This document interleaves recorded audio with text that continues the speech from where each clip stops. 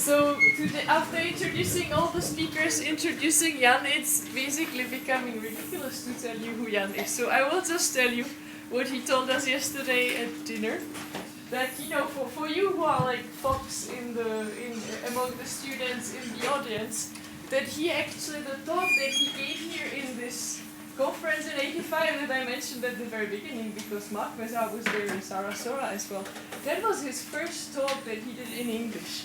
And now we have him here after a lot of things happened, and okay, I don't need to list all the achievements that he did since then, because you all know.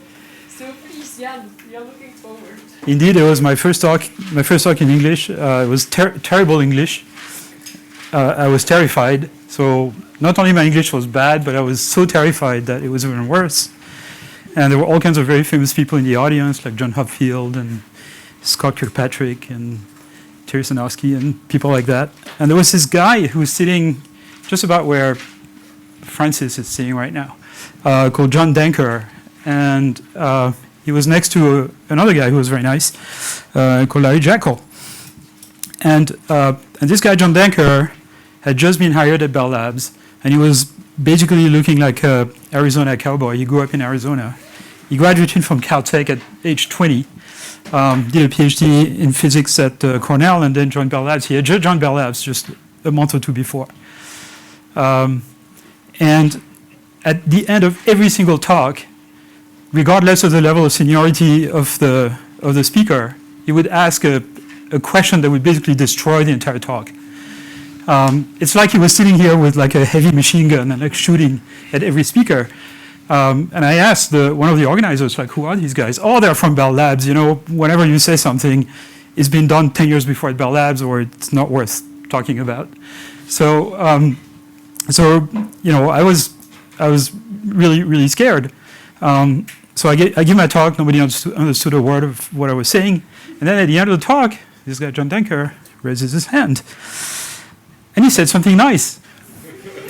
2 years later, I was hired in that group, and I worked at Bell Labs for many years. So, and then you asked the questions. Huh? And then you asked the questions.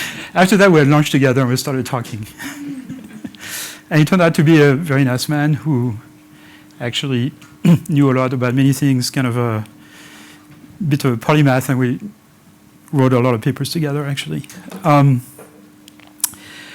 Okay, from machine learning to autonomous intelligence. So this is all the stuff that Michael Jordan told you shouldn't be working on. That's what I'm going to talk about.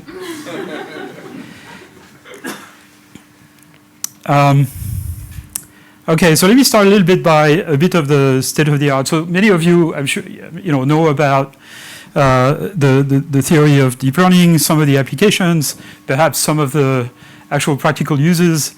But I'm going to go like a little fast on sort of latest progress in what AI in general and deep learning in particular has brought to the table. And then we kind of set the stage for like the next step that we're supposed to take.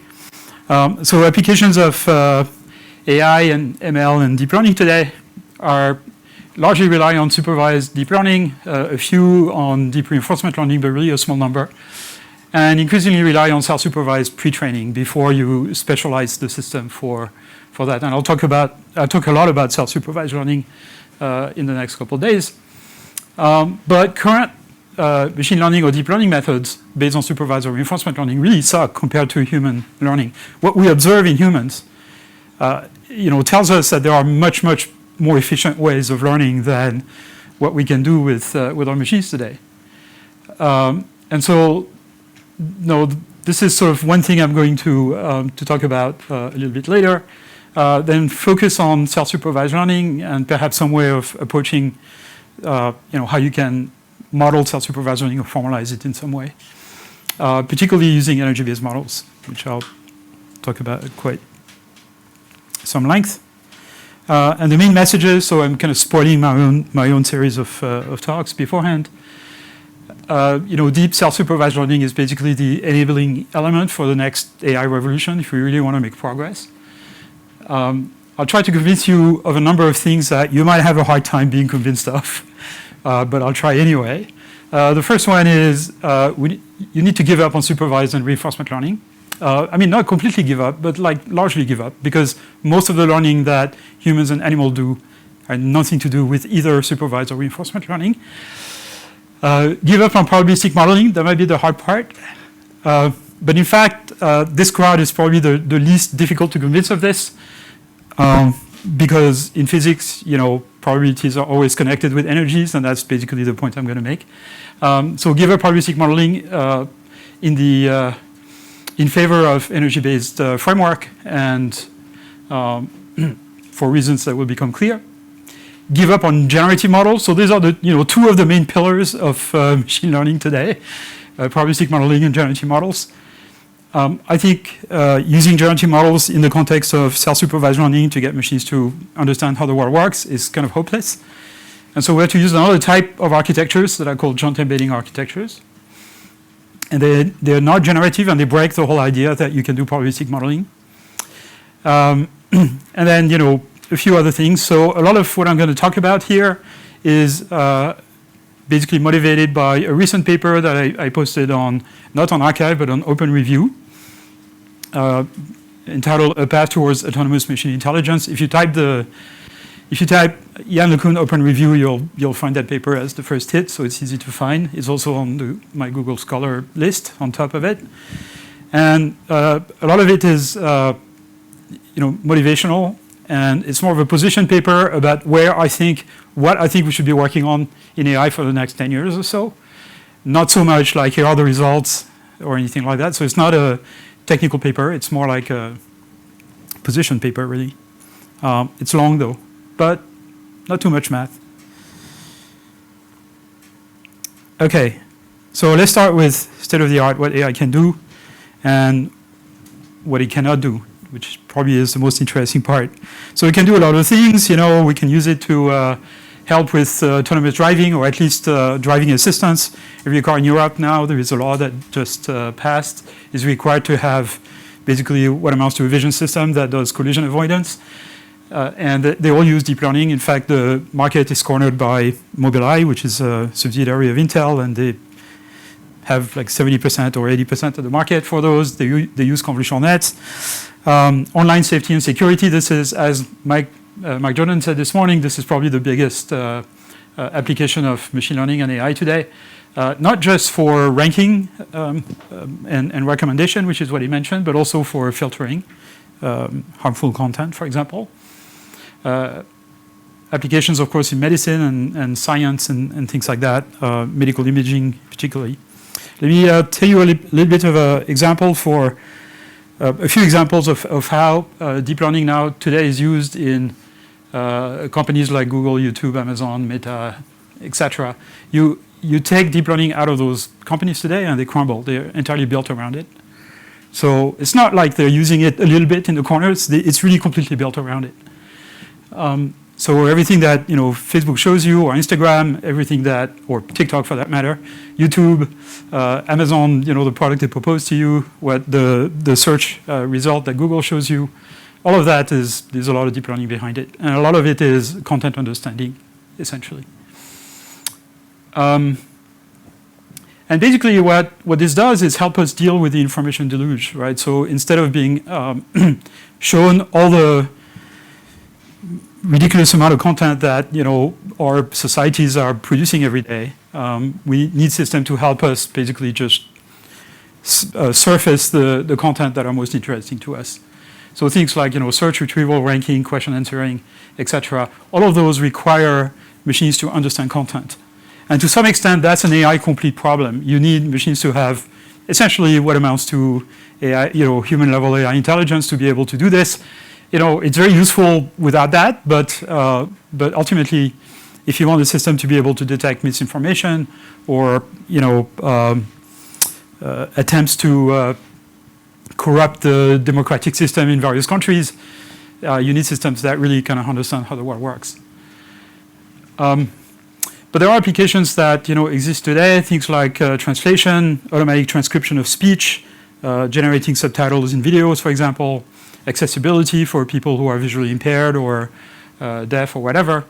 And so convergence between one language to another language, between text and speech, between image and text, and vice versa, things like that. 3 billion people cannot use technology today, not simply because they're poor, they don't have access to digital means, but sometimes because they are illiterate. And if you have a system with which you can interact with speech, you kind of make that problem go away. 300 million people in the world are visually impaired. So AI can help with a lot of that. Now let me take a more concrete example. So this is something that is somewhat controversial. You know, Facebook has been in the news for a lot of those things in recent years, and not always for good reasons. You have to understand that the media really don't like Facebook because they are eating their lunch. But things like filtering out objectionable content is a very difficult task and has made a huge amount of progress just in the last 3 or 4 years because of progress in natural language understanding and deep learning. So there's a question that has nothing to do with technology, which is what constitutes acceptable or objectionable content online. And this is basically a political, societal decision that has nothing to do with technology. And then there is how you enforce it, right? Now, Meta actually doesn't see itself as having the legitimacy to decide what constitutes acceptable content, but in the absence of regulation, it has to do it. So this connects with some of the stuff that Michael was talking about this morning. So there are different types of objectionable content on Facebook. One that a lot of people talk about is hate speech. So today, the AI systems on Facebook take down automatically, preemptively, before anybody sees it, roughly between 95 and 96% of all of hate speech. The rest is being flagged by users and then taken down by human moderators. The prevalence of hate speech on Facebook today is 0.02% of all content. Okay, so it's it's still too big, but it's relatively small actually. And this 95 or 96% is up from about 30 or 40% only 4 years ago. This progress is entirely attributable to progress in self-supervised learning, transformers, large-scale transformers for text understanding, natural language processing. Okay, so those things actually have an impact, really short-term impact. How do you measure these numbers? Do you have like manual samplers? Okay, go there. There's like an entire report every quarter. Facebook publishes the curves, the percentage, how they measure it, and all that stuff, right? It's all the stuff that journalists should read and don't. Yes? Do you have a sense of so you're saying there's like 0.02 things you missed. Do you have a sense of your false positives? Well, that's more difficult to determine, obviously. And it's a trade-off. So, for example, there is, some civil war taking place in Ethiopia. The threshold for detection are lowered, so that more stuff is taken down because otherwise, a lot of false information is being published. Same in Ukraine and all that stuff. Ukraine is a complicated story because there are two sides. Or you have, some election coming up. So, for example, in the run-up of the American presidential election last year, a lot more was taken down just to kind of calm people down so that they wouldn't start like punching each other. So, and certainly in the run-up of January 6th, which apparently didn't stop it from happening. But yeah, I mean, a lot of this is being adjusted by hand depending on the situation, the local situation, and things like that. But the really egregious stuff, like like child endangerment and exploitation and things like that, terrorism. So this is the number of pieces of information that have been taken down in this period of 3 months. So 60 million pieces of terrorist propaganda. Now there is something you have to do for this, which is that you have to have a very efficient system that detects approximate copies of videos and text and images and things like this, because someone posts some sort of propaganda, it's flagged or taken down automatically, and then it's available for a short time. People make different versions of it because they know the automatic systems will detect if it's exactly identical. So now you have to have a blacklist, and every time the content is posted, you have to check it against the blacklist. So what you need for this is not so much machine learning, but ultra-fast nearest neighbor search, essentially. Meta actually developed one of those. It's called FAIS, Facebook AI Similarity Search. And it's used everywhere in the company. It was developed at Fair Paris, actually. So a lot of spam. So this is 1.8 billion spam accounts or fake accounts or spam pieces are taken down every 3 months or so, each period of 3 months. Anyway, so much for that. Now, computer vision works now really well. And so this is a demo that was put together by some of my colleagues at FAIR, which computer vision now can detect objects, put bounding boxes on them, and categories. And they can handle several thousands of categories, or tens of thousands in some cases. Identify human body poses. And then there's something called semantic segmentation, which consists in labeling every pixel in the image with the category of the object it belongs to, and then figuring out that this donut and that donut are different donuts. So that's called instance segmentation. So this works really well. This is actually a system called Detectron 2, and the vision demo that Michael showed this morning is actually built on top of this. This comes from FAIR. This is open source. You can just download it. Now, applications of AI or deep learning in that respect to medical imaging are also being deployed, extremely promising. Some of them are approved by the various regulatory agencies across the world, but it takes a long time, of course, before those systems are kind of put in place and tested for reliability. But something that seems very promising is this way of, this is some work that was done, initiated by FAIR and NYU in collaboration with each other, the radiology department at NYU, which was to accelerate the process of collecting data from an MRI. So if you go to an MRI, you have to sit in this kind of noisy tube for half an hour, 40 minutes, and not move. And this can reduce the time it takes to collect the data by about a factor of 4, without any degradation in quality and without any degradation in the quality of the outcome or the diagnosis done by the doctors, the radiologists. And this is based essentially on using convolutional, deconvolutional net. Some people sometimes call UNet, this type of architecture. And using some underlying knowledge about the physics of MRI images to essentially recover and restore the full information, exploiting the redundancy in the image to restore the image from sort of partial, what's called K-space. So that when you get images from an MRI, it comes from Fourier space, and you might subsample that space quickly so you save time. So this could give access to MRI exams to more people, essentially, because it reduces the cost by almost a factor of 4. Is there any connection to compressed sensing? No. I mean, yes, in the sense that it's trying to solve the same problem, but no in the sense that it's not using any of the methods of compressed sensing. In fact, that's kind of a constant for medical imaging. Everybody who used to do compressed sensing now is doing deep learning, okay? They're solving the same problem, but with different methods.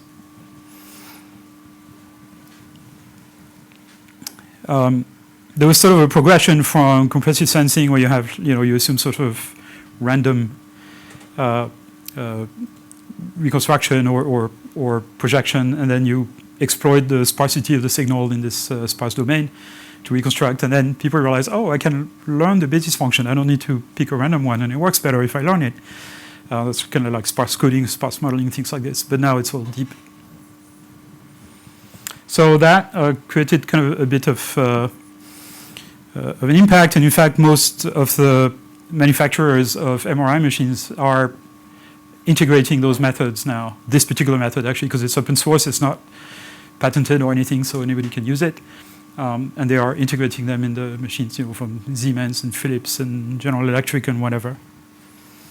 But in fact, what you could do with deep learning is not even go through the imaging stage. So this is some work that's done by Sumit Chopra at NYU, with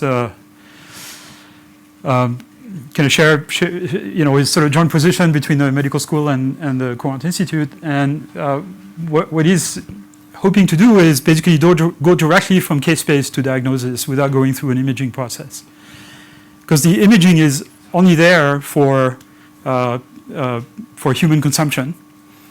but in fact, a lot of information is lost in translation. So why not go directly from the raw data, essentially, to a diagnosis, which could be used for screening. Okay, so you have breast cancer, you have prostate cancer, things like that. You can filter out maybe half or 3/4 of the exams, and then the ones that are kind of, for which there is a little doubt, you send them to a more sophisticated process.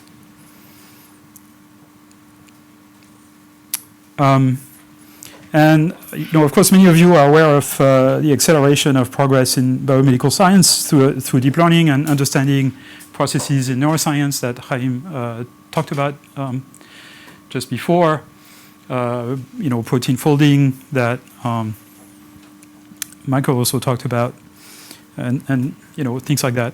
A lot of applications in physics. I'm sure a lot of you here are connected with this somehow. For the use of machine learning in physics, not the use of physics in machine learning, kind of the other way around that most of you are here for.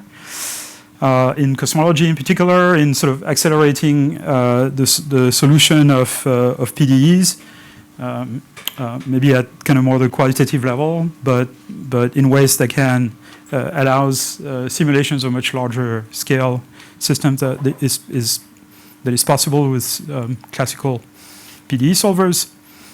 And then a huge amount of applications in material science, which I'm not going to talk about, except for one project called Open Catalyst. And the reason I talk about it is because it's an open project, so if you are interested in participating, you're most welcome. So this was started by my colleague Larry Zitnik at FAIR, and in collaboration with the chemical engineering department at CMU. But it's really open collaboration and competition kind of thing, where the data set is distributed. And the question here is a very simple question. How can we solve climate change? Okay. Not a very important question, right? Basically, one way to solve climate change is to solve the problem of energy storage. If you could efficiently store energy on a very large scale in ways that can be shipped wherever the energy is needed, you could basically cover a small desert with solar panels, and then produce the energy and then ship the energy wherever it's needed. And a very nice way to do this is to separate hydrogen from oxygen, because you have water anywhere, even in deserts, and then store the hydrogen in the form of just hydrogen or perhaps methane or something like that. The problem is there is no method to separate hydrogen from oxygen that are both efficient and scalable. They are either scalable or efficient, but not both. So you can make them efficient by using platinum or some other catalyst, but that's not scalable because there's just not enough platinum in the world. Or you can make them scalable by just putting salt water or something, but that's not efficient. So how do we make it both efficient and scalable? And the answer probably rests on the existence of catalysts that would make the hydrolysis, right, separation of oxygen from hydrogen, efficient. And so the idea here is to use the big computers that we have at FAIR or at Meta more generally, and basically simulate the chemistry or density functional theory simulation, and then generate a data set that indicates to what extent a water molecule gets bound to different types of materials. And then you combine that with some experimental data, and then that's a data set with which you can train a deep model to basically be a phenomenological model of whether a water molecule will get separated or by this material. And the hope is that maybe a sort of magical material will be found. Very risky, but it's worth a shot. Data sets is available, as I said. Other things that have appeared in recent years is systems that can generate images from a combination of text and sketch, or just text, In the case of DALL-E, for example, from OpenAI, and DALL-E 2 is just text. There's similar systems from Google, and then this one is one from some of my colleagues at FAIR. So this one takes a combination of text, description, and some sketch. Doesn't have to be a good sketch. This one's happened to be good, but doesn't have to be. And then it generates an image. Thinks about it for about a minute, and it generates it. I played with it yesterday and entered a few things. So the sketches I made are terrible because they were like drawn with the mouse on my laptop. But this is drinking a glass of Burgundy by the sea. Okay, that's the image that's generated. And I only drew sky, water, some vague glass, and some kind of boat-shaped thing. And then this other one, painting of a physicist on a mountain path watching the sunset in the style of Van Gogh. That kind of looks like Van Gogh a little bit. The other one, not so much. But okay, that gives you an idea of what systems can do today. And some images that are generated are very high quality. It's not the case for those because I didn't spend much time doing it. But okay, so that's what AI, machine learning, deep learning can do. That's what it helps us with. But as I said before, ML sucks. Like, where is my self-driving car? Where is my virtual assistant? Where is my domestic robot? We don't have any of those. And so that sort of asks the question, what are the requirements for future AI systems? And what do they need to do to get to the next level in the type of applications that we can build with AI systems? And basically what we need is AI systems that understand the world, understand humans, have some level of common sense, understand how the world works, a bit like humans and a lot of animals. Okay, and so this is maybe how we can get to level 5 autonomous driving. So, complete autonomous, no need to intervene at any time. We can do this today, but only in restricted environments and managed fleets of cars that are covered with sensors, and the entire domain where they can drive has been mapped. So it's not really completely level 5 autonomous driving. How is it that any teenager can learn to drive in about 20 hours of practice, and we can use our best machine learning system, imitation learning, using having expert drivers drive cars all over the world for tens of thousands of hours, and then using this to train a system to emulate them, and it's still not reliable enough to be deployed. Or using reinforcement learning. That definitely doesn't work. When can we have virtual assistants that can help us in our daily lives, like a real assistant will do? Now, every one of us now carries at least one of those in our pockets. I actually have two. 10 years from now, we may not have those in our pockets. What we may have are augmented reality glasses that will overlay information on the real world, on top of the real world, in our glasses. And either so you could see me here, you could be wearing those glasses, and I could be 6,000 kilometers away, and I would not be really here, but from the point of view of your glasses, I would be here. Or so remote presence, remote interaction, remote meetings, all that stuff, as if you were in the same room. And of course, superimposing information on the real world when you're lost or whatever. So things like managing the information deluge, understanding machines, systems that can understand our intents, take care of simple things for us, and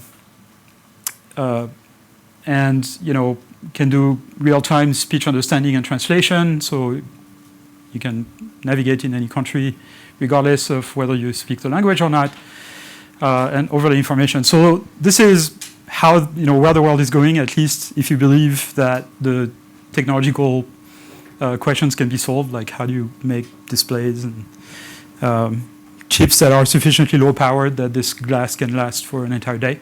Not clear that can be done, but I mean, at least can it be done in the next 3-4 years?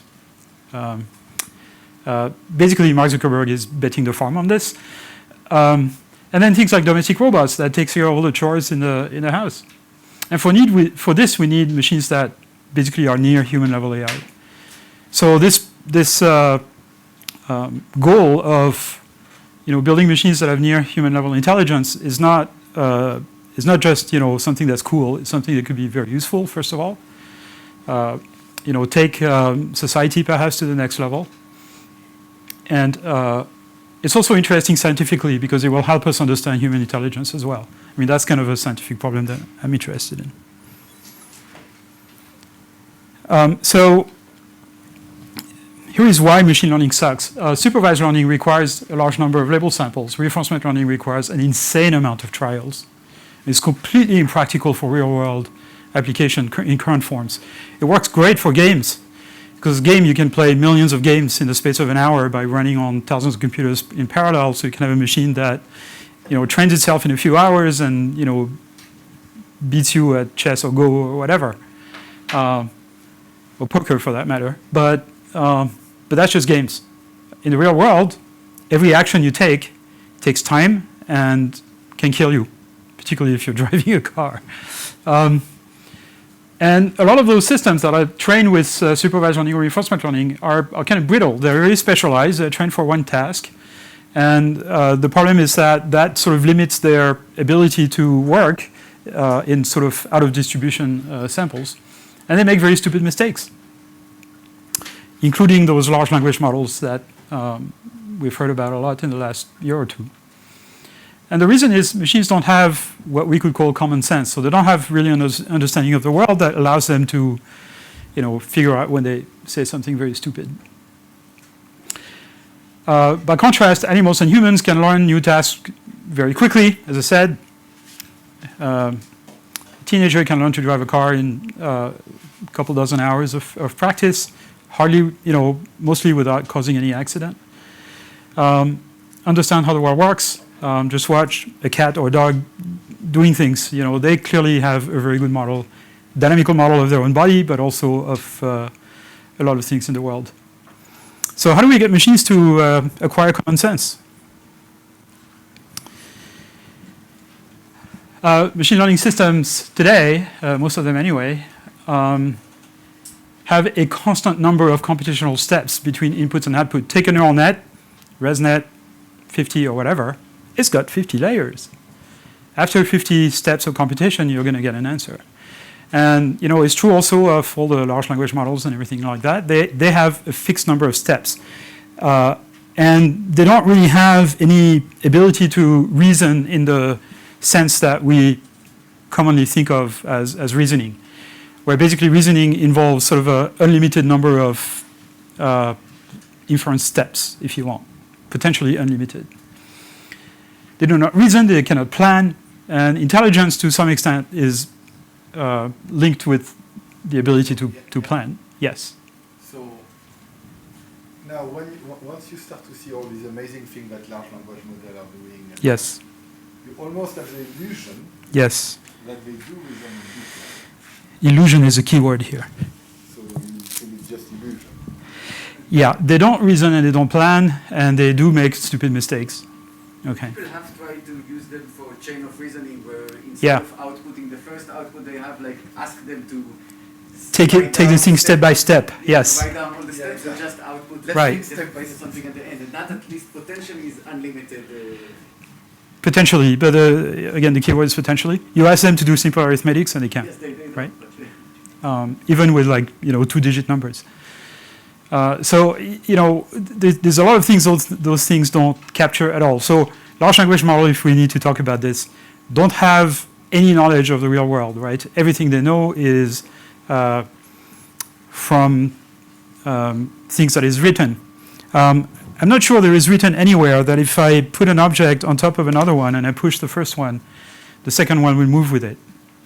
Okay, unless I push this one fast and then the one on top will slide. I'm not sure there is anything written in text that will explain that if I put this object this way, it's going to stay, but if I put it this way, it's going to fall.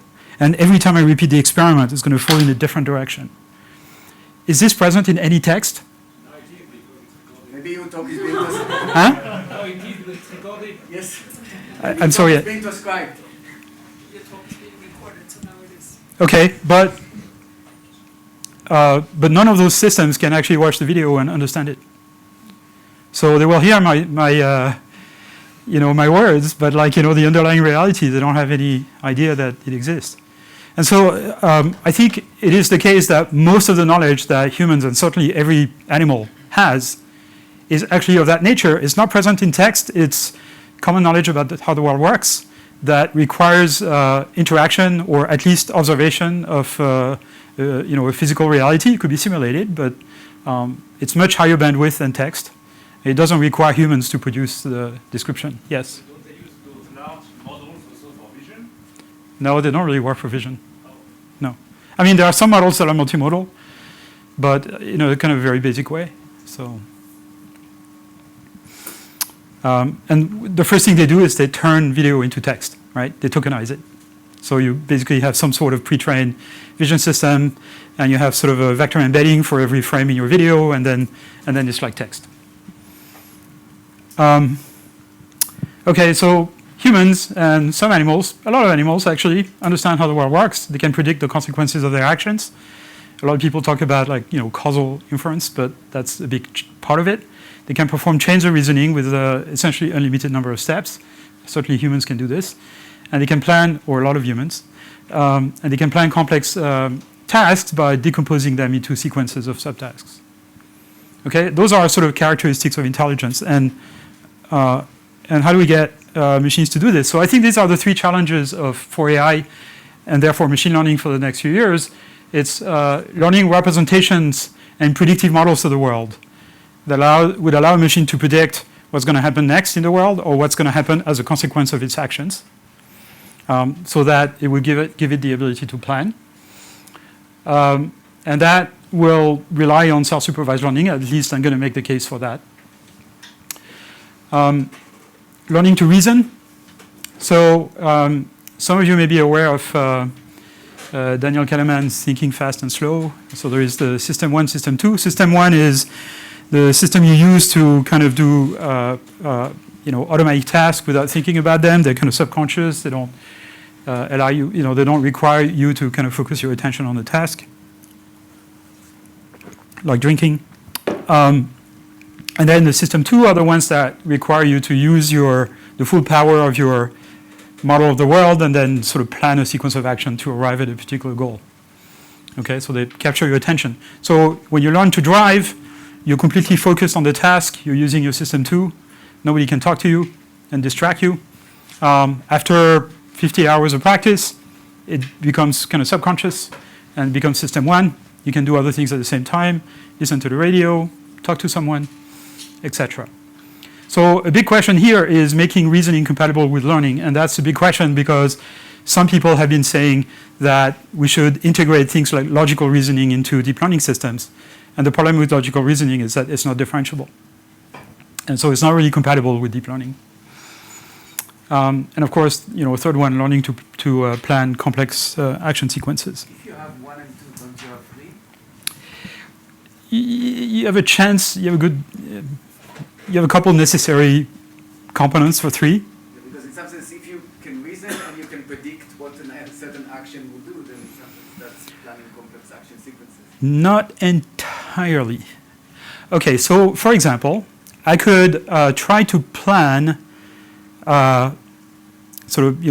me getting out of this room by doing a complete finite element simulation of my entire body, and then using optimal control to figure out what is the millisecond by millisecond muscle control I need to do to get out to the door. But that's not the way I do it, right? I have a grand goal, which is getting out of this room, and then kind of sub goals, which is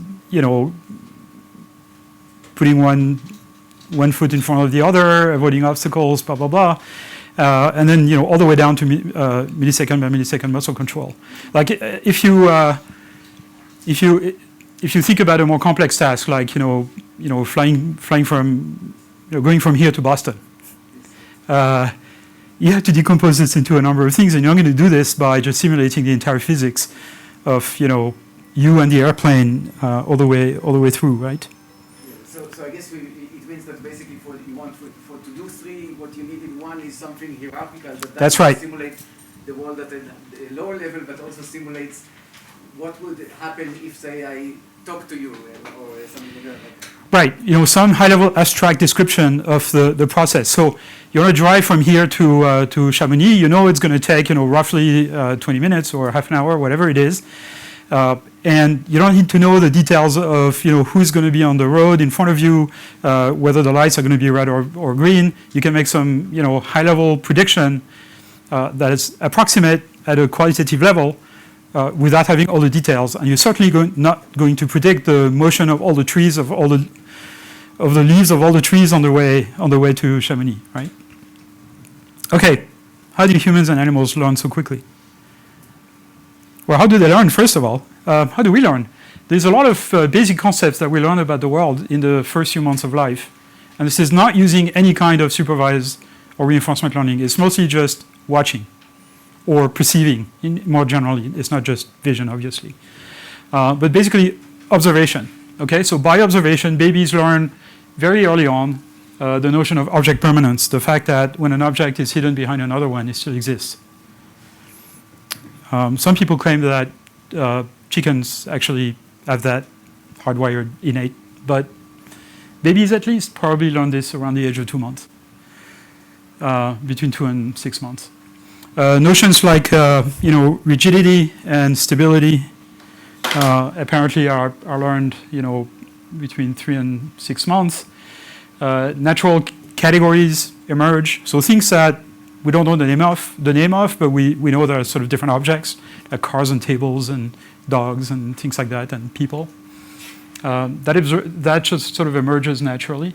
And then things like intuitive physics, inertia, so the fact that any object that is not supported falls. That is being learned around the age of 9 months.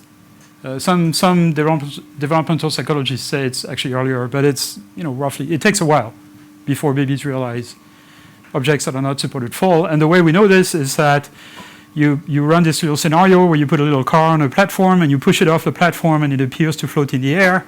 And a 5-month-old baby will barely pay attention to it. A 10-month-old baby will go like this because in the meantime she's learned that objects are supposed to fall. babies are disabled or things like that, so they cannot actively have done it themselves. Are they still surprised by, do they still get intuitive physics? Yeah.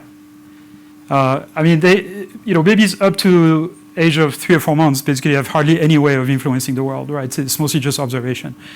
It can be active observation because they can move their eyes and things like that. But like really interacting with the world, that starts a little later. And then by the time so I don't know if some of you have kids, you put them on a high chair when they are 8 months, you put some objects on a high chair and the first thing they do is they throw them on the floor, right? It's really annoying.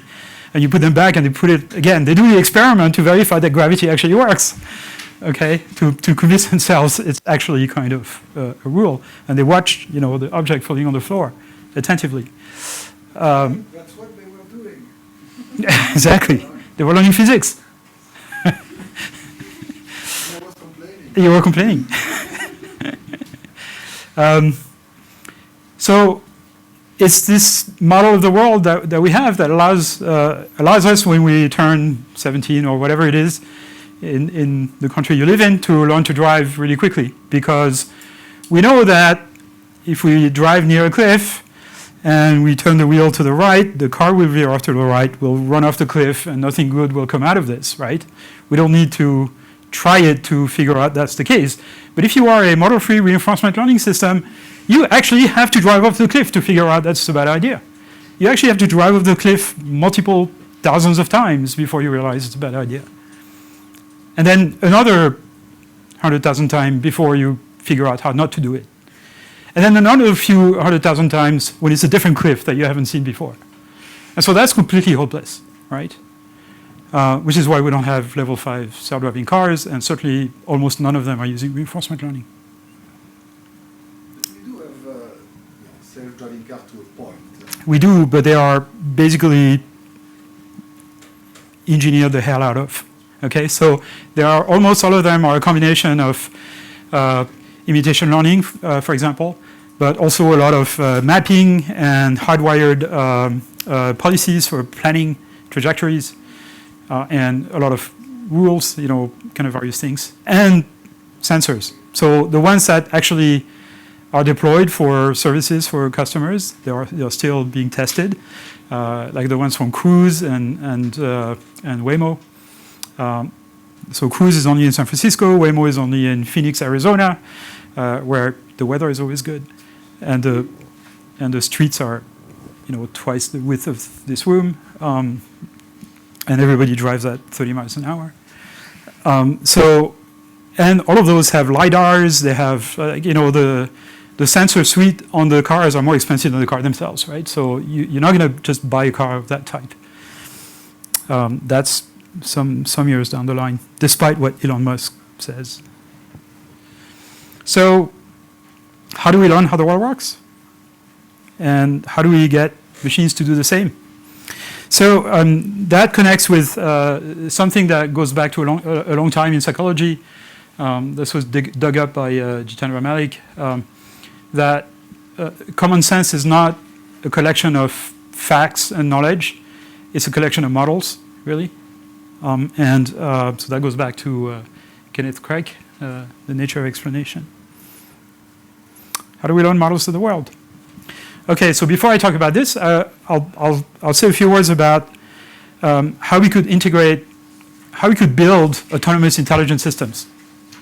Okay, so the next generation of AI systems whose function is not defined just by training for a particular task, but whose function is defined by an objective that can change from time to time, and a system that has some understanding of how the world works. So that's the architecture, and this is really the main topic of the paper I was mentioning at the beginning. So it's kind of a modular architecture that has a number of different modules that are very, very roughly kind of at the right topological location overlaid on the brain here. So observe the world. There's a kind of perception module that basically extracts a representation of the current state of the world. Perhaps with helps from a short-term memory that had some previous knowledge about the state of the world. And that goes into the world model, and the world model basically allows the agent to imagine a sequence of events that could be events because the world is evolving naturally, or because the agent is taking actions, and so it's imagining the consequences of its action sequence. And then the predicted state of the world, predicted by this world model, goes into a cost function. This is not a cost function that is used for training. It's a cost function that's used for inference and for reasoning. The entire goal of the system is to basically take a sequence of actions that will minimize this cost, or even better, minimize the expected value of this cost in the future. It's composed of two submodules. One is called the intrinsic cost. So this is in the brain that actually is in the basal ganglia at the bottom of the brain, particularly the amygdala and various other places. And it basically thinks that can compute your immediate level of discomfort. Someone pinches you, or you get burned, or you're hungry, you're thirsty, or tired, things like that. It's your intrinsic cost kind of basically shooting up some cost, and basically the rest of your brain is going to try to take an action that makes this cost go down. Feed if you're hungry, move your hand away if it's too hot or too cold, things like that. And then there is another part of the cost, a critic, whose role is, like in reinforcement learning, to predict future values of the intrinsic cost, and so basically anticipate the likely outcome of a situation, and basically allow you to take actions before bad things happen. Okay, and that part of the cost is trainable. This one is hardwired, immutable, and it determines the nature of the agent. For example, there's probably some sort of intrinsic cost in babies that make them happy if they stand up. That starts popping up around the age of 8-9 months or something. That's when babies start to want to stand up. They're really happy when they stand up and when they start walking. And that's probably some intrinsic cost that tells them, try to stand up. Now, the nice thing about those costs is that we don't need to talk about reinforcement learning at all here because those costs are computed by the agent itself through differentiable functions. We can backpropagate gradient through all of those arrows, can have gradients propagating backwards through them. And so we don't need to talk about any kind of trial and error or things like this, assuming a word model and a cost function are good.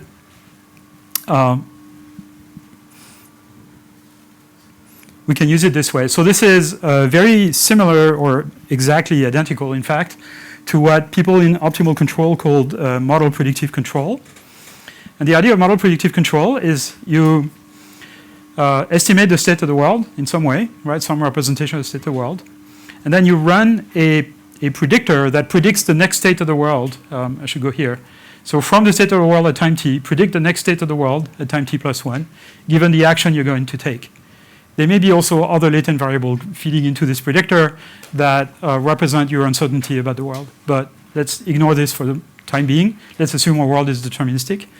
Okay? So if you have such a predictor, that's your world model, and you have a cost function that you know you need to minimize in order to accomplish a task, then you can do reasoning, you can do planning.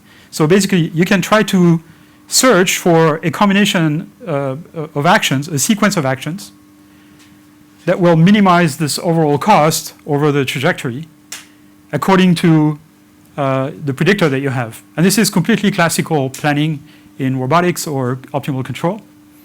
Okay, the difference here is that a word model here is going to be learned, and it's not necessarily deterministic. But if everything here is differentiable, you can imagine using gradient-based methods to figure out the optimal sequence of actions that will minimize this cost. Now, there's all kinds of issues with convexity and non-convexity and stuff like that. You might want to use other methods that are, if the action set is discrete, for example, you might need to do things like tree search, or it's basically a SAT problem. You can think of it this way. So that's very similar. So here is a way to allow learning machines to reason. Okay, basically you have a set of latent variables whose value is not determined by any perception or anything like that, and through optimization, you're trying to find the optimal value of those latent variables that minimize a cost that you set yourself. How is that different with respect to the reinforcement learning cost, which is also based on time? So in reinforcement learning, you don't know this cost. This cost is the entire universe. Okay, so in reinforcement learning, you take an action, and then you wait for the world to tell you was that a good action or not, right? Which it might tell you right now, or it might tell you, a century from now. And then reinforcement learning, but with a world model that is differentiable. This is absolutely not reinforcement learning. This is optimal control, which basically, by the way, existed way before reinforcement learning. Okay, so optimal control has been around. This type of optimal control and planning has been around since the late 50s, early 60s.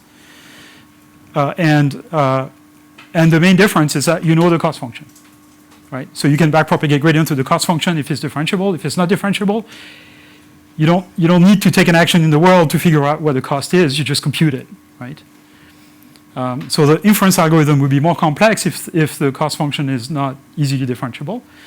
But you're going to try to make it differentiable so that you can do inference using gradient-based methods of some kind. With respect to the learning, don't you have to learn the cost function? I mean, isn't there? How do you decide what would be the cost function? Okay, the main two things. So sometimes the cost function is obvious. It's a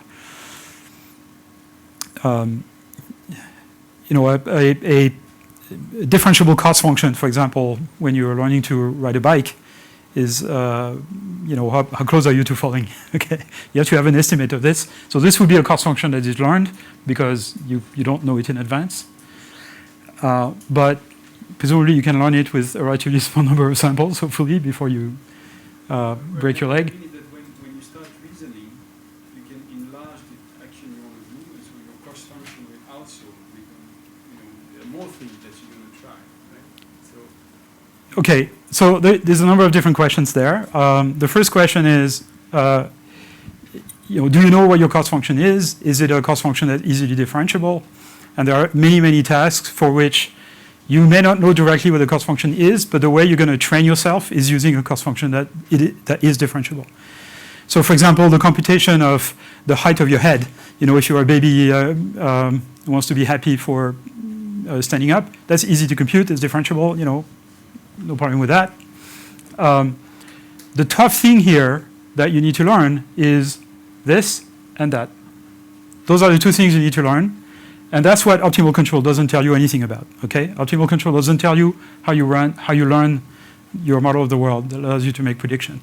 I mean, there's a lot of work going back to the 1970s on what's called system identification, which basically tuning a few parameters, of a model while it's running. But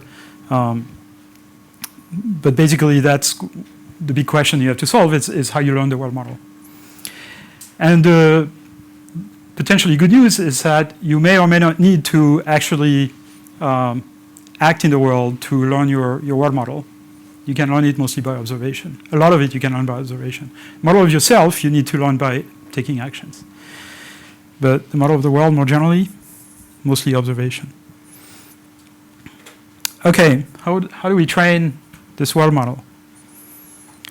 So we're going to use self-supervised learning. What is self-supervised learning? Self-supervised learning is filling in the blanks, okay? Take an input, pretend there is a part of the input you don't know, and then train a system to predict the part you don't know from the part that you know, that you observe. So this could be, let's say this is a video or a piece of text. This could be predicting the future from the present and the past. Or it could be something else. It could be filling in missing words in a text or missing segments in a video. Or you're only observing part of an input and you have to complete it in various ways. If you are a police inspector, what you have to do is you arrive at a scene and you have to figure out the past. You have to infer what happened, how the world got there, right? So filling in the blanks, that's the basic idea of self-supervised learning. It doesn't necessarily mean predicting or even actually filling in the blanks, as we'll show in a minute. So it could be applied to text, and it works really well for text, or it could be applied to video, and you reveal the complete text or the complete video, and you train the system to make the proper prediction. It works really well for text, doesn't work so well for video. What can we use self-supervised learning for? For learning hierarchical representations of the world, or data more generally, without having to take actions or to have labeled data. Learning predictive forward models of the world, so this green module I was telling you about. And the big question here is how do we represent uncertainty and multimodality in those predictions, because the world is not differentiable. I'll come back to this in a second. Before that, I'll show you a meme. So this is something I've been showing for a number of years in various talks. And it's basically this idea that most of what we learn through something like self-supervised learning. We certainly don't learn it through supervised nor reinforcement learning. So in that sense, I disagree with some of the people who say, it's all about reinforcement learning. Reinforcement learning is kind of the ultimate thing, and reward is all you need. That's the title of a paper, actually, from a bunch of people at DeepMind, like David Silver and a few other people. I think reinforcement learning actually plays a very minor role. Most of what we learn through observation by training ourselves to predict. And so if you do the analogy of intelligence as a cake, the bulk of the cake is self-supervised learning. And then the icing on the cake is supervised learning, and the cherry on the cake is reinforcement learning. So we're in the same situation as theoretical physicists, right? Because 90% of the mass of the universe, we have no idea what it is. We only know this little sliver on top of it that we can observe. But then, what is dark matter, dark energy? No idea. It's a very embarrassing situation, no? And the argument for this is very simple, right? It's what I said before, but also simply the fact that, how much information do you ask the machine to predict at every sample?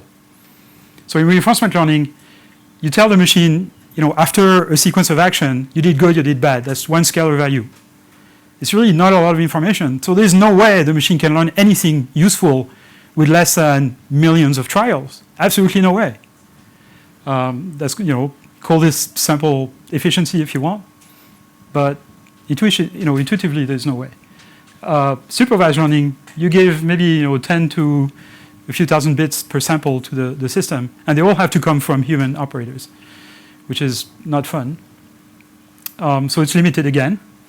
SSL, if you ask the system to do video prediction, you get millions of bits per sample. You can learn a lot more from this than you can learn from any of those things. It's a very simple argument. So it seems clear that like most of human learning is sort of reward free. Like, yeah. But is it clear that we're doing sort of prediction at all? Like the two first sub-bullet points of SSL here are like prediction. But is it clear that we're really learning in a prediction-based process? That's what. Yeah, I mean that's basically the answer. Now, whether it's completely true or not, this is something I believe. This is something a lot of neuroscientists I believe as well. In fact, there's a whole theory about what's called predictive coding, where every part of the brain tries to predict what every other part of the brain is doing, and what the brain encodes is the difference in prediction, the prediction error, basically. So that's actually fairly prevalent. It's not. You can't turn this into an algorithm. Okay, it's more like a conceptual thing.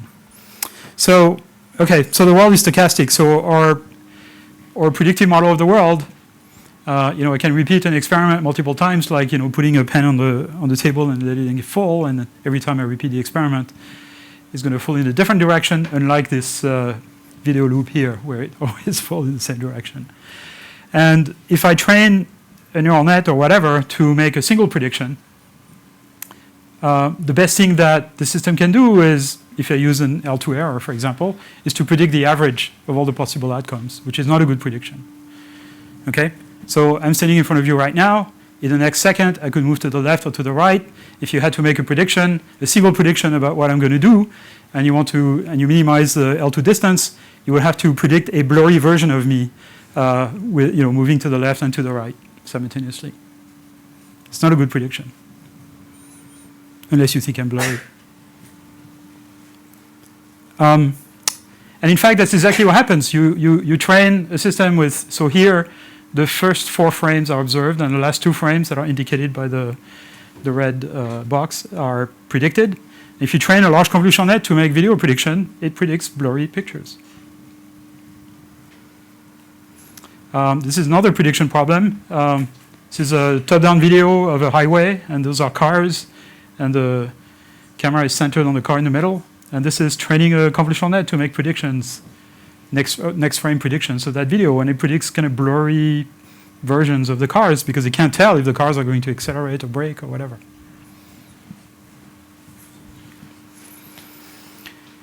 So here is the issue. I'm going to argue for something called energy-based models, and this is a departure from probabilistic modeling. And the reason it's a departure is because we do not know how to properly represent normalized distribution in high-dimensional continuous spaces. So if I want to predict the next word in a text, I can produce a distribution over all possible words in the dictionary. Okay? Easy to do. It's a big softmax with size 100,000 or something. It used to be a computational problem, not anymore. If I want to predict the next frames in a video or the next single frame in a video, I don't have a softmax of all possible video frames. It's an infinite set. I mean, it's not technically an infinite set, right, because numbers are discretized, but it's large enough that I don't know how to represent this properly. But even in text, if I want to represent not just the distribution of the next word, but the distribution of the next 100 words, I don't even know how to do that. Which is why all of those language models are autoregressive, right? They predict the next word and then they reinject it at the input. They pick one from the distribution, inject it on the input, and then produce the next one. And that produces one sample. You have to repeat that multiple times to produce multiple samples, but you never have a representation of the joint distribution of the next 100 words. So we just have to give up on the idea that we're going to need to represent distributions over predictions. Okay? Forget about probabilistic modeling. Instead, we're going to replace this with energy-based models. So the main issue with probabilistic modeling is that we know how to represent the log of a distribution as long as we don't normalize it. And if there is one crowd that is very aware of this, it's a crowd of physicists, okay? Because all of statistical physics is, I have an energy function for, as a function of the state of my system. And at equilibrium, statistical thermal equilibrium, I have some Gibbs distribution over states, and I have a partition function at the bottom. And if I have too many states, that log partition function is intractable. It's a giant integral that I can't compute, right? And so a lot of methods invented in the context of statistical physics had to do with the fact that this partition function is intractable. A lot of problems, a lot of papers also in machine learning, probabilistic modeling for machine learning, are focused on this problem of getting around the non-tractability of the partition function, okay? So it's already the case that complex distributions are basically modeled through an energy function. And it's the case that an enormous amount of work is devoted to approximating the normalizing constant, the partition function, or the gradient of it, or the log of it, which is the free energy. So I have a hard time explaining all this to computer scientists, but most of you guys are physicists, so you might have heard about this problem before. So what I'm going to argue for is let's just manipulate the energy function and forget completely about the fact that this energy function might be the logarithm of some distribution. And it opens the door to a whole world of methods that you wouldn't think of otherwise, okay? So basically, instead of having a function that predicts, oops, sorry about that.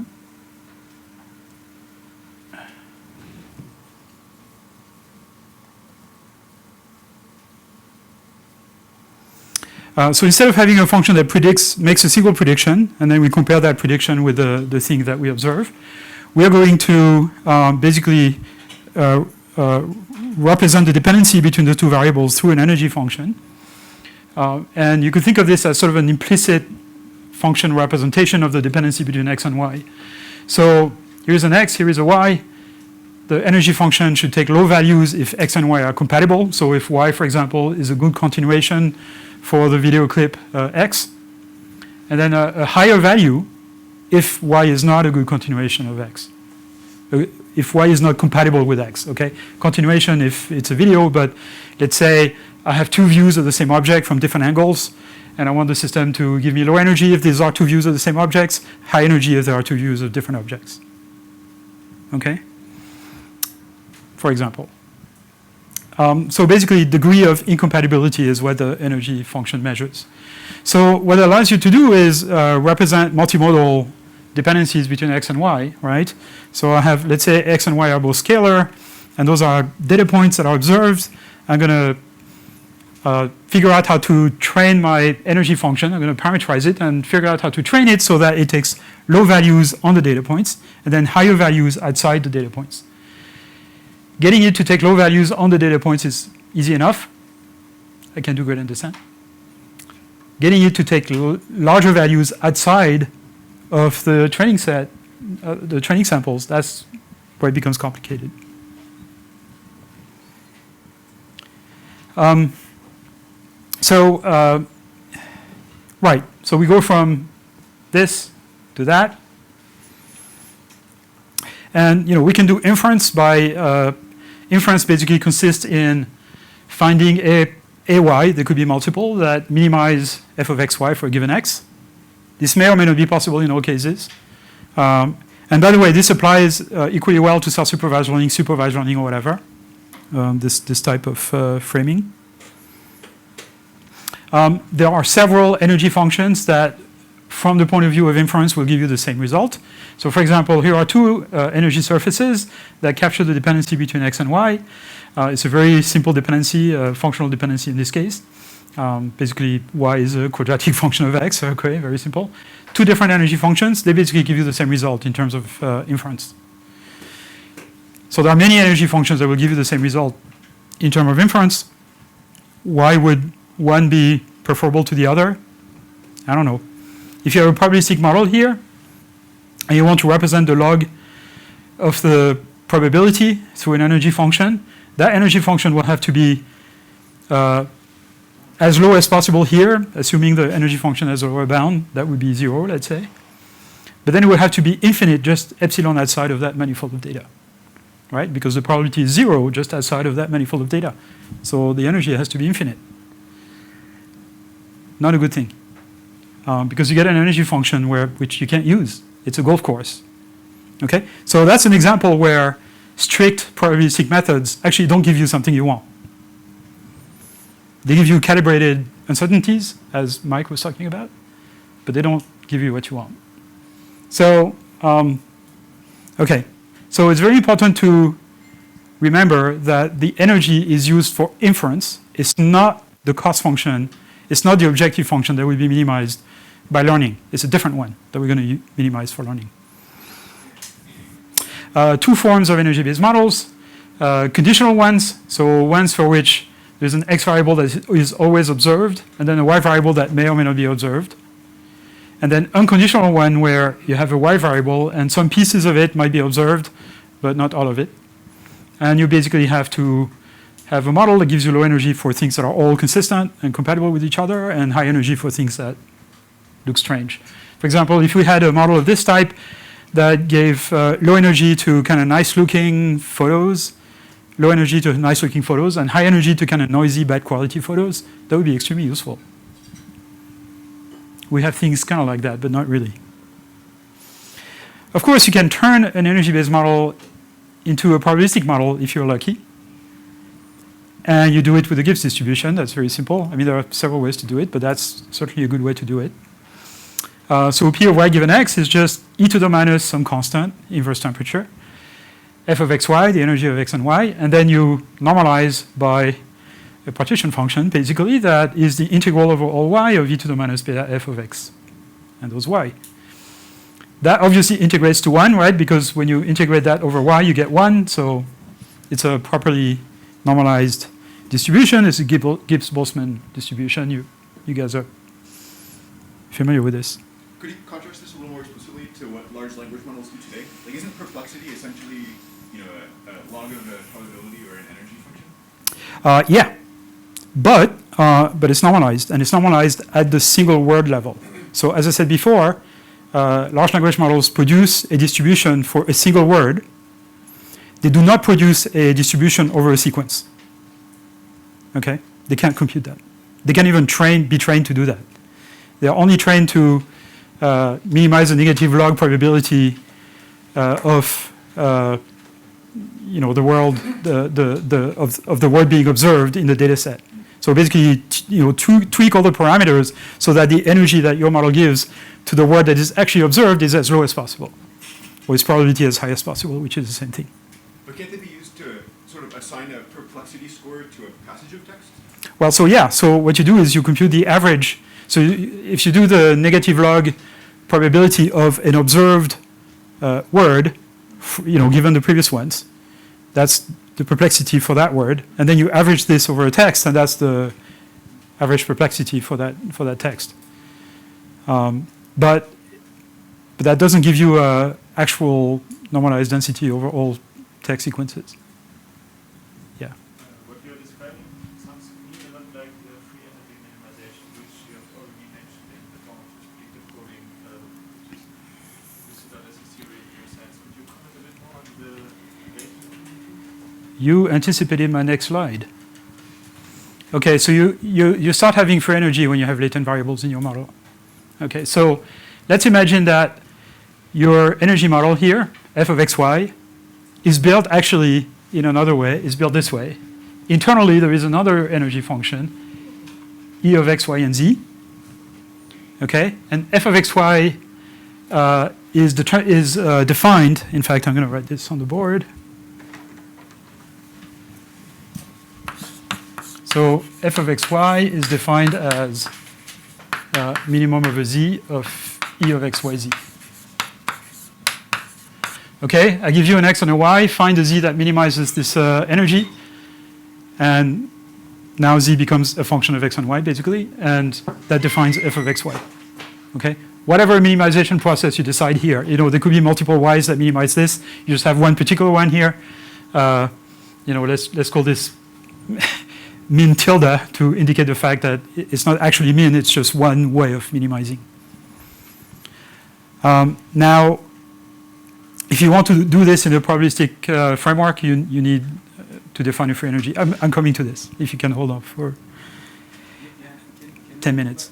I want to make sure I understand what the statement you were making before. Because it seems to me that what we learn in physics, in fact, is that you can build probability model with energy, as you say. And then also that you can sample them without necessarily having to compute the partition function. Absolutely. But you seem to be adamant into saying that we need to give up probabilistic models, which seems strange with respect to what, at least that I don't understand with respect to said before, because with the example that you showed with the panda before, we are not interested in inference per se, which is fitting one. We actually want to know what is the probability. Like I can make a guess that if I ask you a question, you move rather to the right. So that's a probabilistic model. Sure. So why? I mean, is it just a matter of semantic? No, it's a matter of two things. So the main difference with probabilistic model, the first one is we don't care about calibrated uncertainty scores.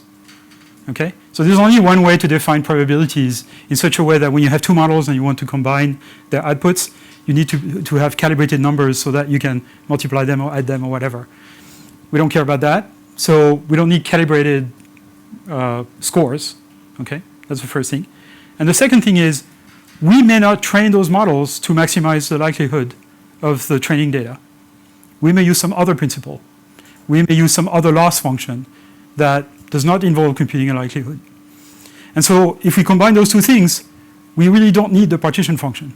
And we don't never ever need to compute distributions. Okay. That I understand. Very good point. That still means that you want to have your energy-based model at the end will be used in a probabilistic setting. No. No, if I want to drive a car, the car has to turn left or right. It's not going to drive into a superposition of left and right. Like it's got to make a decision. But that decision could be draw your sample, right? There might be an element of randomness into the way you take your decision. It's simply that some are much more likely to be taken than others. So there are situations where you have to use sampling, and that's basically situations where doing the right thing is intractable. Like for example, if you want to, you're playing chess. Okay, you could explore the entire tree of possible moves, right? But it's computationally intractable. And so what you do is you do sampling. You decide on a score for each of the moves. You only pick the moves whose score is high for your side, or energy is low for your side, and energy is high for the other side because it's an adversarial game.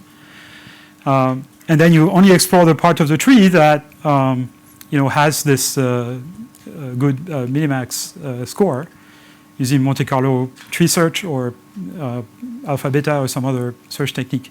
You have a system that gives you a score for every sound that is being pronounced in a sequence of in a sound signal, audio signal.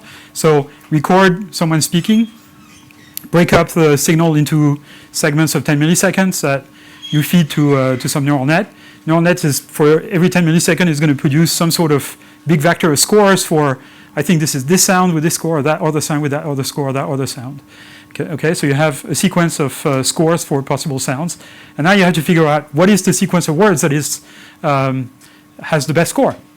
And what you do is basically that comes down to doing dynamic programming, finding the shortest path in some graph.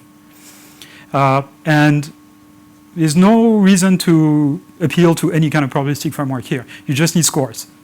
The scores have to be coherent from one within a sequence, but they don't need to be normalized probabilities. In fact, they're hurtful. It's hurtful if you normalize them to a probability. It's called a label bias problem. But I'm not going to go into this for now. So I guess I have, do you have more questions before I go to? Well, maybe, like you said, one of the differences sense is that you do not need calibrated uncertainty. But if you are not thinking in terms of probabilities, what uncertainty is actually? I mean, how do we even define it? Well, so there is a lot of situations where the only thing you need is an ordering of different outputs, and you don't actually need calibrated scores for each of them. So as long as your energy function is a monotonically decreasing function of probability, you don't need the probability, So right? You don't define uncertainties, you just define ordering. And in fact, I made the point that uncertainty might be hurtful, because if your data set, so let's say your training set, let's say I'm doing training some unconditional model with two variables, and all of my data points are on some thin manifold. There's no noise, okay? So basically, that's the manifold of data. No noise whatsoever. If I use an energy-based approach, any energy function that gives me low values on this manifold and higher values outside is fine, okay? It's proper. If I use probabilistic model, the only probabilistic model that maximizes the likelihood of this is one in which the probability is infinite on the manifold and 0 epsilon outside of it, okay? And that's a terrible model. I can't use it for inference because I can't, if I have a smooth energy function, I can use gradient descent to figure out like what's the closest y2 for a given y1 that has lowest energy, right? I can use gradient descent. If I have this golf course type probability measure, I can't use it for inference. I can't find this 0 measure set. Sure, that's true, but in essence, isn't it that we abandon this way of thinking in terms of log likelihoods long time ago? Like when we write a loss function, we don't think about it most of the time as a log likelihood, right? I mean, it's usually very overparameterized, etc. So it kind of doesn't make sense that it's actually likelihood of the parameters. True, but I'm not talking about log likelihood of parameters. I'm talking about the fact that in a lot of approaches to machine learning, what you are maximizing is the product over your training samples of the conditional probability of yi given xi given by your model, right? So those are your training samples, and that's assuming independence. In fact, if you don't assume independence, then it's just the joint distribution of all the outputs given all the inputs, right? But if you assume independence of the samples, then that decomposes into a product for each sample of the conditional probability of y given x for all the y's or the pairs xi, yi in the training set. And we don't like maximizing product of stuff, so we prefer to minimize, negative log of such things. So the product becomes a sum.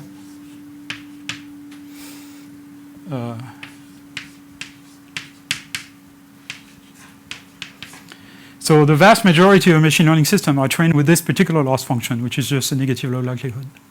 Okay. Is it really true? Because if I take SP of W some standard deep net, I mean I can still write it in this form. Yeah. But it would seem completely unreasonable to think that the loss of this very deep net is actually a likelihood of a meaningful probabilistic. It is. Like, why is it better or worse than any model you can come up with? So Yann, I agree with LeCun. I want to push back a bit. So Okay.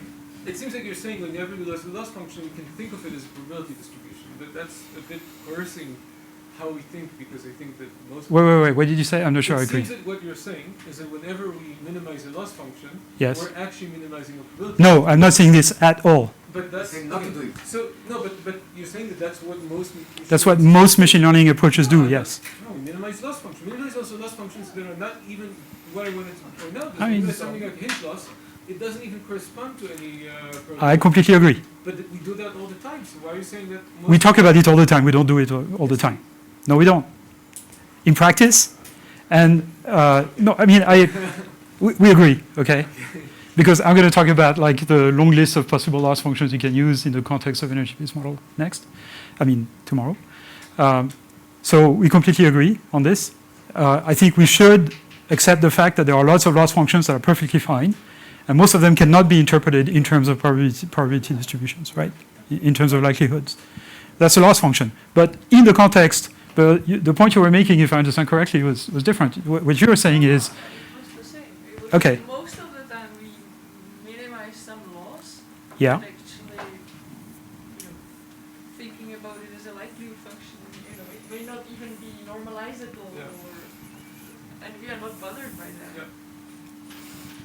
We agree. I am Define bothered. a we Okay. here. Personally, I am bothered, but most people are not bothered. Yeah. No, I think we agree. We totally agree. It's just when you use log loss or what people call cross entropy for classification, or to train large language models to predict words, this is what people do, and they put some complicated neural net inside this, but that's fine. But in the end, it's a log of some normalized thing, okay, distribution. Yeah, but then the normalization there is completely irrelevant. I agree. That's the point. If it's irrelevant, why even use P? Just use E. But then you have to, take precautions, and that's the whole story of energy-based models. Choosing the right word. It sounds like you are complaining of maybe too literal interpretation of Bayesian. This is not Bayesian, not really. No, I mean, because the Bayesian story actually has to do, so this idea here that the best distribution, the maximum likelihood distribution for this thin plate is, infinite on the manifold and zero outside, is a very non-Bayesian thing to do. What you would do for Bayesian is that you would regularize this, okay, with some prior, probably on the parameters, so that in fact you keep this distribution smooth, right? So to some extent, Bayesian approaches are a way to kind of sweep that problem under the rug, and not do maximum likelihood, but do basically maximum posterior. Yes, but they will definitely keep that probability. Yeah, that's right. That's right. But you could use, again, in the context of probabilistic model, different distances that don't have this. I mean, it seems to me what you're saying essentially is that you want to do a probabilistic model, but you'd like to be able to manipulate it without having to know the partition function. That's right. So if that's not saying kill the probabilistic model. Yes, it is. That's the thing. I think. Okay. Again, there's lots and lots of papers in machine learning and various other areas where basically people insist on sticking with the probabilistic approach and then find all kinds of ways to approximate the inference using Monte Carlo, Markov Monte Carlo, variational approximations, blah, blah, blah, blah, blah, right? Mike is probably one of the persons with like the longest list of publications on that topic, variational inference in particular. What I'm saying is just forget about the probabilistic framework. Just directly manipulate the energy function. And some things come out of this that are outside of the probabilistic framework. And they are the things that Nati is thinking of when, because he's worked on structured prediction and stuff like that. So he knows about all that stuff, right? And I don't think it's just me. I mean, I guess the reason maybe we're getting a bit of pushback here is because maybe you're barging into open door. And so maybe there is a probabilistic view, but characterizing that all of machine learning, most of machine learning uses, it's hard to think what people think about, right? I mean, but when they use a logistic loss, do people really, when they use logistic loss, think about the probabilistic model? I definitely don't. And, neither do I. I think that I would argue But I mean, that there are most people don't. who feed the probabilistic loss and literally interpret the last number as probability. Yes. Okay, These people exist. They are the majority, in fact, of practitioners. There's a lot of people who think there is some magic behind the fact that you're using the probabilistic framework, and it's of course, yeah, and it saves you from certain types of mistakes, which is why people think there is some magic behind it, but there isn't. So. But also, it doesn't mean that we have to abandon the probabilistic framework. Like sometimes it is useful. Like if we actually had a good model of the probability distribution, then it could be useful. Okay, so yes, I'm going to ask you to hold off until tomorrow, because I'm going to have another argument why we need to abandon the probabilistic framework. It's not just that it's difficult to normalize, it's that you actually want models that are intrinsically not normalizable. Because you don't, okay. That will not be a problem. We are very happy to call unnormalized probability. Okay, I like this crowd then. Cool, okay, but I guess we'll talk about this tomorrow. All right. Okay then. Thank you.